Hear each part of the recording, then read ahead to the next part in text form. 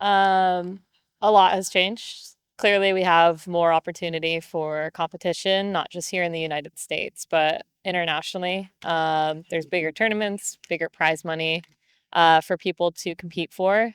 I'd say it is growing too here in the United States. We had kind of the same people at each tournament originally. Everywhere we've gone to these new cities, we get more and more new faces. So it's still small growth. I still think we're still, early stages, but the amount of players that it's starting to impact and different communities that are continuing to build, it's getting there. So I think that's the biggest thing is more accessibility, more opportunity to compete, and slowly now turning over new faces in the game. I think this is our fourth year now hosting a qualifier.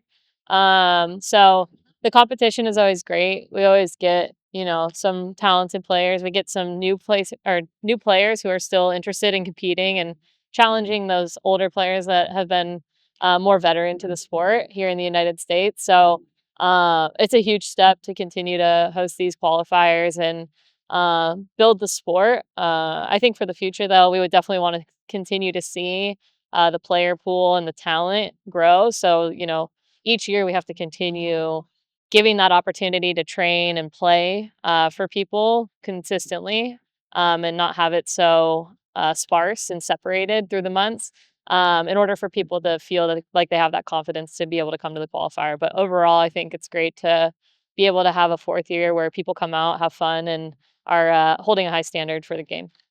So currently, right now, our programs, we're not necessarily donating out any more tables, but there are thousands of tables out there at this point. So multiple cities have multiple tables to access. So it's really about growing that partnership with whether it's a facility or the person who owns the table. And getting it into the hands of the right person that's passionate about the sport is always going to help with being able to start your club and run it efficiently. So obviously, a lot of time and energy goes into running a club, as anyone knows in any sport. So getting it off the ground running is always hard, but it's all about the consistency. So to give a shorter answer, yes, we still have a program that's similar to what our club program was in the beginning.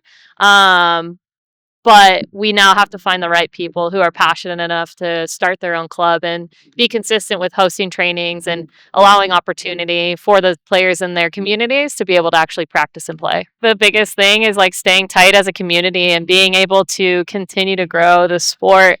Just like anything new, there's going to be challenges and hardships and ups and downs. And so being able to rely on each other and stay consistent and stay passionate about it is something that's super important. And being able to foster a really positive environment is something that we always try and obviously validate and make sure that people are enjoying the sport, because that's the biggest thing. You don't want to create an environment that's hostile or negative. So we have a lot of great people who add to that kind of mixture of different faces, new people, to make sure that the environment is positive. So I think that's the biggest message to the sport and to this community is, it's a special place and it's a special sport and it's open for everyone. So, keep getting out there, getting on the table and invite your friends so we can keep growing the community.